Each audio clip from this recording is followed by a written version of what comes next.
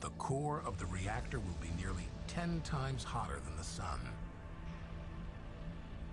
A powerful magnetic field contains the superhot plasma and prevents it from melting through the reactor's walls. Even if it works, and there's no guarantee, the reactor won't produce commercial electricity for at least another 30 years.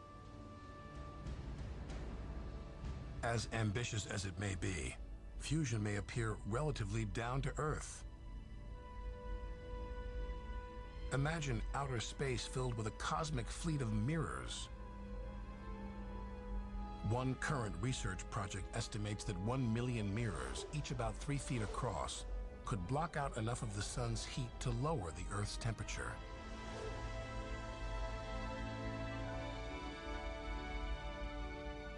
It's no good sitting around hoping that someone's going to invent some fantastical new source of free energy, or a solar mirror which is going to reflect enough of the sun's rays to keep us tolerably cool. The reality is we have to deal with what we've got, and we have to do it within 10 years. With or without us, the biosphere has always done an excellent job of cleaning up after itself. The planet has both the resources and the experience to deal with global warming. It's done it before. Global heating also spiked during the Cretaceous era, between 144 and 65 million years ago. It is the age of dinosaurs. The climate is changing radically, but slowly, over millions of years, giving many species a fighting chance to adapt over time.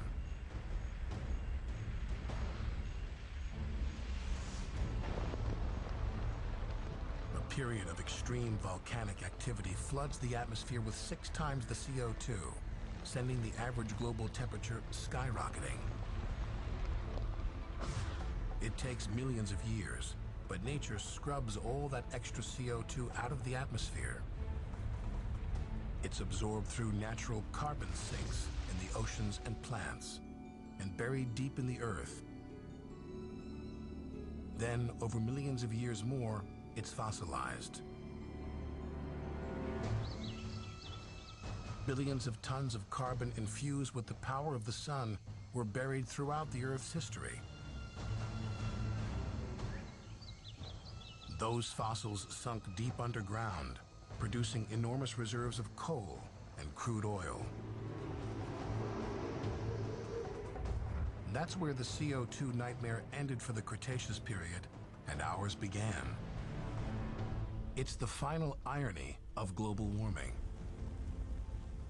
The very same carbon that was scrubbed out of the atmosphere so long ago is now being pumped back into the air every time we burn those fossil fuels.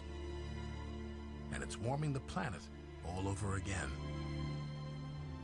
Lo and behold, humans come along, we dig the stuff up, we find it's an incredibly valuable energy resource, and without thinking about it, we burn it and return this carbon back to the atmosphere in the space of less than a century. In effect, we're reproducing the extreme conditions of the Cretaceous era, only this time at breakneck speeds. So quickly that most species won't have a chance to adapt and survive. The world's appetite for energy remains voracious. Carbon footprint is staggering. As global warming escalates, it also accelerates. At some point, climate change could take on a life of its own, and global warming would become a runaway train. The only question is, now that we know about it, what are we going to do?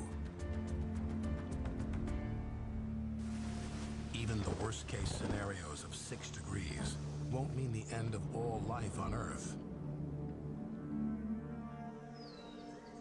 But the planet after extreme global warming would be radically different from the life we know today. How bad could it get? At that point, the best minds on Earth agree on 2 things. They just don't know, and they hope we'll never find out.